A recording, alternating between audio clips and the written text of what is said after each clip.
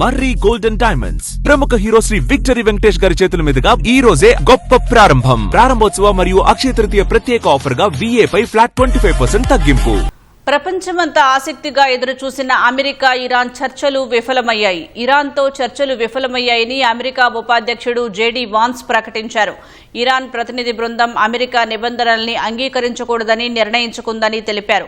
ప్రధానంగా అణ్వాయుధాలను ఎప్పటికీ సమకూర్చుకోబోమని ఇరాన్ నుంచి గట్టి హామీ కావాలని JD వాన్స్ స్పష్టం చేశారు. Pakistan and to Field Marshal Munir, who were both incredible hosts. And whatever shortcomings in the negotiation, it wasn't because of the Pakistanis who did an amazing job and really tried to help us and the Iranians bridge the gap and get to a deal. We have been at it now for 21 hours, and we've had a number of substantive discussions with the Iranians. That's the good news. The bad news is that we have not reached an agreement, and I think that's bad news for Iran much more than it's bad news for the United States of America. So we go back to the United States having not come to an agreement. We've made very clear what our red lines are, what things we're willing to accommodate them on, and what things we're not willing to accommodate them on. And we've made that as clear as we possibly could, and they have chosen not to accept our terms. I won't go into all the details because I don't want to negotiate in public after we've negotiated for 21 hours in private.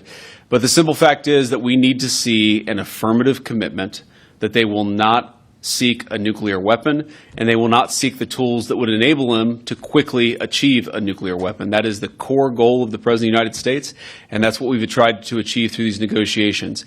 Again, their nuclear program, such as it is, the enrichment facilities that they had before, they've been destroyed. But the simple question is, do we see a fundamental commitment of will for the Iranians not to develop a nuclear weapon, not just now, not just 2 years from now, but for the long term? We haven't seen that yet. We hope that we will. We talked about all those issues, Jen, and we talked about a number of issues beyond that. And so certainly those things came up. But again, we just could not get to a situation where the Iranians were willing to accept our terms. I think that we were quite flexible. We were quite accommodating. The president told us, you need to come here in good faith and make your best effort to get a deal. We did that. And unfortunately, we weren't able to make any headway. Yeah, obviously, we were talking to the president consistently. I don't know how many times we talked to him, a half dozen times, a dozen times over the past 21 hours.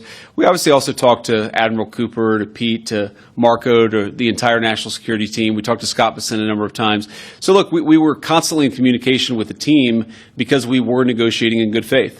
And we leave here with a very simple proposal. A method of understanding that is our final and best offer. We'll see if the Iranians accept it. Thank you.